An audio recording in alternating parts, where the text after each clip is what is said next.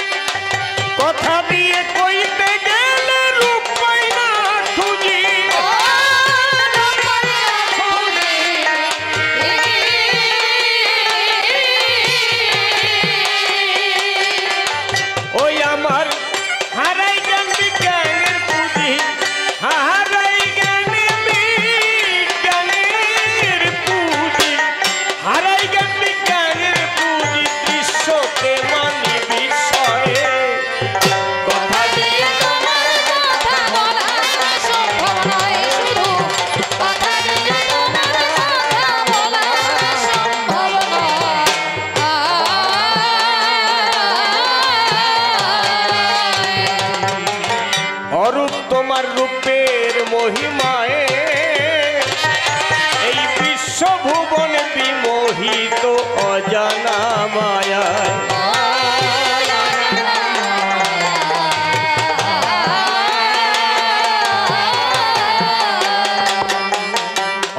তোমার রূপের মহিমায় এই বিশ্ব ভুবন বিমোহিত অজানা মায়ায়।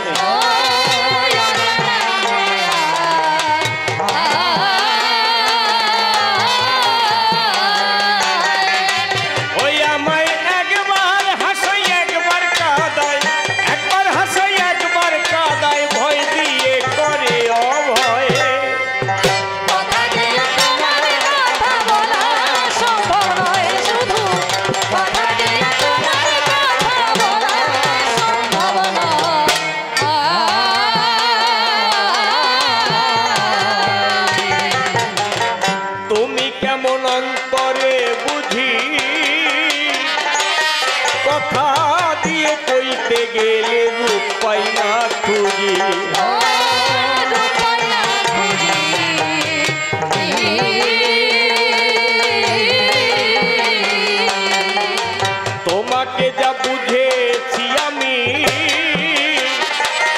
লোকের কাছে কইতে গেলে কহে পাগলামি।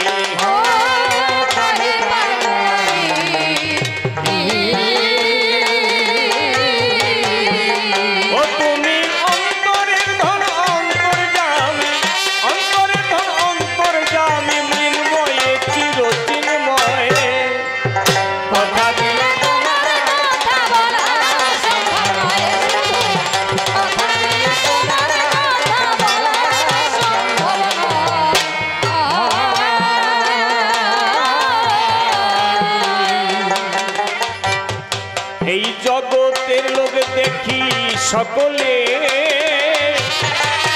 যে যেমন বুঝেছে তোমায় সে তেমন বলে।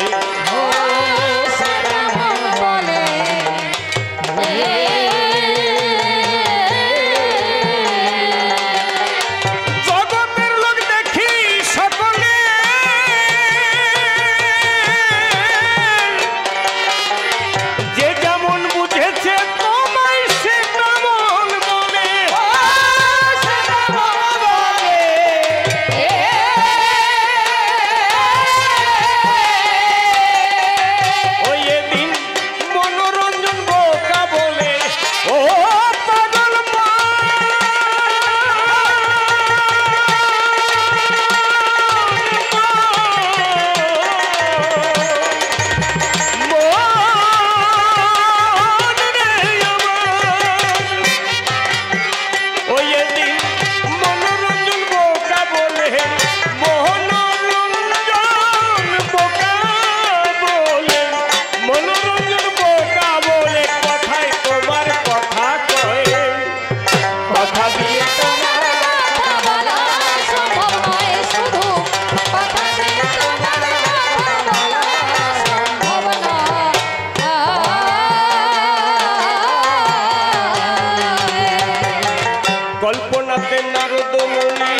সবার ঠাই বিপক্ষেতে আছেন আমার শ্রীকৃষ্ণ কানাই কিছু প্রশ্ন তাহার কাছে করে গেলাম দান বসে বসে শ্রবণ করলেন ভক্ত সুমহান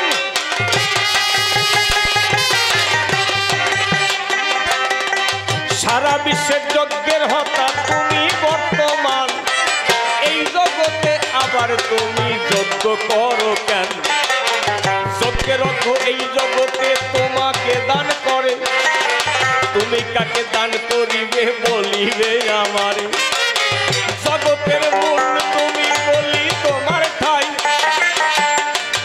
এই জগতে তোমার উপর আর তো কেহ নাই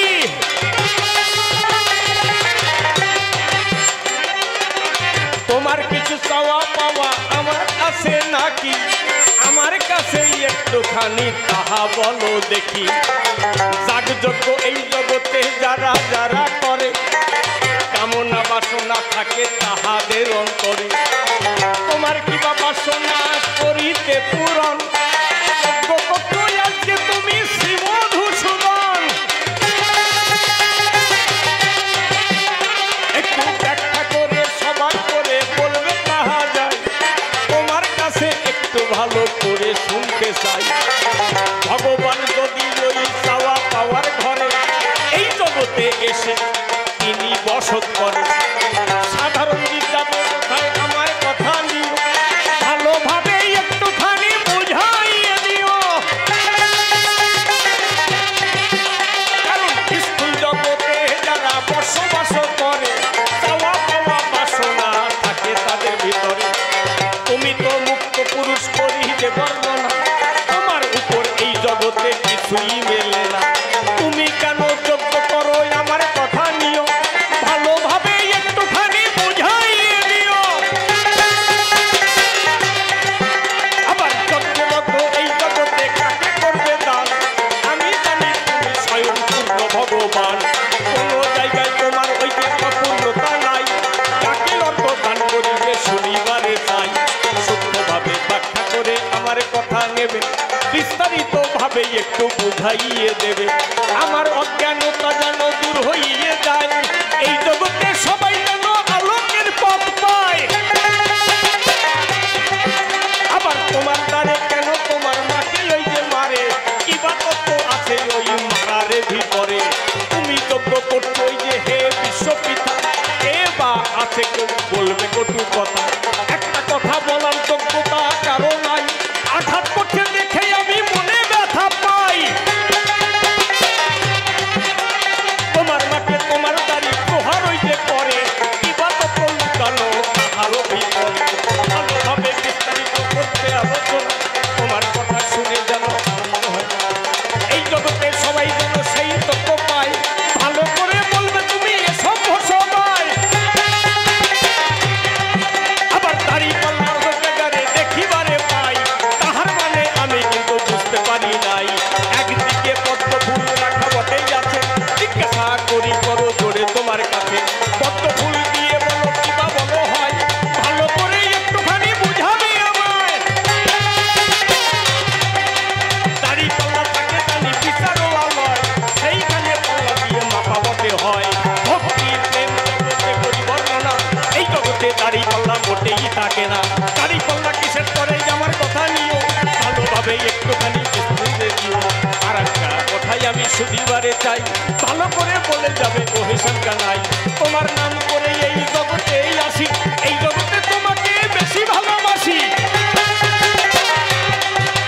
যুগ যুগ ধরে তোমার নাম করে বেড়াই আমার মনের কুটকা জানি কেন যায় নাই তোমাদের নাম করিয়া বলি সবার করে ভিতরে কি কুটকা জানি কবু থাকতে পারে আমার মনে কেন ওই শান্ত দেহ হলো না সবার মধ্যে একটুখানি তাহাই বলো না তবে তাহারে প্রথমবারে বলবো না এইখানে ছেড়ে দেবো কাব্য আলোচনা বহুভাবে বহু কথা বলতে গেলে পরে হয়তো আলোচনী হয়ে যেতে পারে এই আসলে তোমার সবার চরণে জানাই প্রণতি এই বিষয়টা আমার গুরুজন আমি সবার চরণ করি অর্পণ এইখানে আমার মতন দিলাম সাঙ্গ করি তবে যাওয়ার আগে একটা গল্প করি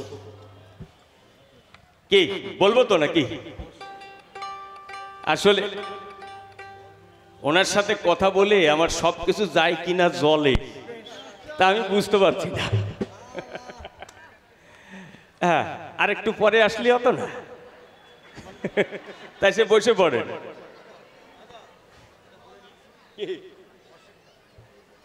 আরে বলতে হবে না, পরে বলবে, যাবো। অসীমদা, আপনার কাছে গেটের চাবি আছে, আপনি অতি অবশ্যই ট্রেন্ড অফিসে দিয়ে দিবেন। অসীমদা আর ভক্তনুরাগী মানুষকে বলছি, আপনারা এগিয়ে গিয়ে বসুন। আমাদের আসরে মাননীয় অসীম সরকার মহাশয় ইতিমধ্যেই উপস্থিত হয়ে গেছে। হরে কৃষ্ণ। আচ্ছা, মানে সবকিছু জলে যায় কিনা কেমন জানেন? আমার কাছ দিয়ে শোনেন। মানে এক ভদ্রলোক 10 টাকা দিয়ে একটা জাঙ্গিয়া কিনেছে, মাত্র 10 টাকা দাম। তা 3 বছর ইউজ করেছে, মানে পরেছে আর কি। এখন সে আর ভালো করে পরার কায়দা নেই, জালের মতন ছিদ্র ছিদ্র হয়ে গেছে। আস্তে কথা বলবেন না। এখন ভদ্রলোক ওই রকম হলে আর পরা যায়?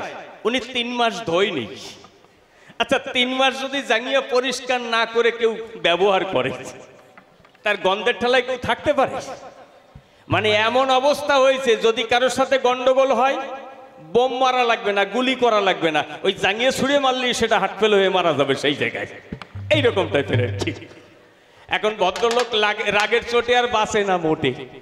ওই জাঙ্গিয়া ঘরের পিছনে নিয়ে রান্নাঘরের বেড়ায় ঝুলিয়ে চলে এসে, একটু পরে ওনার এই গিন্নি ছাই ফেলতে ঘরের পিছনে গেছে, গিয়ে দেখতে পাচ্ছে ওনার কর্তার সেই 10 টাকার জাঙ্গিয়া।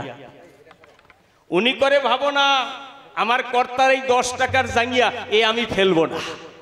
মনে আছে ভাবো, আমি এই জাঙ্গিয়া দিয়ে ভাতের হাঁড়ি মোছার নুড়ি কাপড় বানাবো। এখন উনি সেই জাঙ্গিয়া ধুয়ে ঘরে নিয়ে গেছে। উনিও 3 বছর ওই ভাতের হাঁড়ি মুছিছে, এখন আর ধরার কায়দা নাই, গুঁড়ো গুঁড়ো হয়ে যাচ্ছে। উনিও 3 মাস পরিষ্কার করেনি। এখন কালি আর ফ্যান ওই মিলে এমন হয়েছে, পোকা কিলবিল কিলবিল করছে। এখন ও করে ভাবনা, এ ছাতা আর রাখা যাবে না। রাগের চোটে বাঁচে না মোটে, ঘরের পিছনে নিয়ে আগুন ধরিয়ে দিয়েছে। এখন ভদ্রলোক ওই জায়গায় গেছে, গিয়ে দেখে তাই ওনার সেই 10 টাকার জাঙ্গিয়া পুড়ে হয়ে গেছে ছাই। ওই ভদ্রলোক করে ভাবনা, এ ছাই আমি ফেলবো না। মনে আছে ভাবো, এই ছাই দিয়ে আমি দাঁতের মাজন বানাবো। এখন ওই ছাই দিয়ে দাঁত মেজে কলে গেছে, কলে গিয়ে মুখে জল নিয়ে কুলকুচি করে যেই ফেলেছে, দেখে সে কলের জলের সাথে সব ভেসে গেছে। ও দাঁড়াইয়ে বলে, কল তলে আমার 10 টাকার জাঙ্গিয়া সব ভাসে গেল জলে। তা ওনার সাথেও কথা বলি, আমার সবকিছু যায় কিনা জলে তা বোঝা যাচ্ছে না। যাক, নমস্কার।